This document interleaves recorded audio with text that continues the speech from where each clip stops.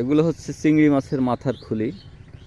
তো এ থেকে কিন্তু মৎস্য খাবার সহ অন্য অন্য প্রাণীদের খাবার তৈরি হয়। তো এগুলো কিন্তু রোদে শুকিয়ে প্রক্রিয়াজাত করছেন। দেখুন অসংখ্য পাখি এসেছে। তো পাখিরাও কিন্তু এর একটা স্বাদ লুফে নিচ্ছে।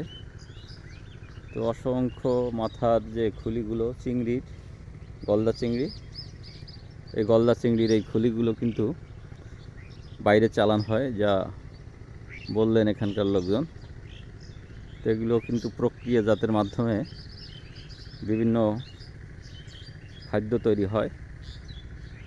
দেখুন কত পাখিরা এসেছে এখানে। বিকেলে পাখিদের একটা মেলা বসেছে।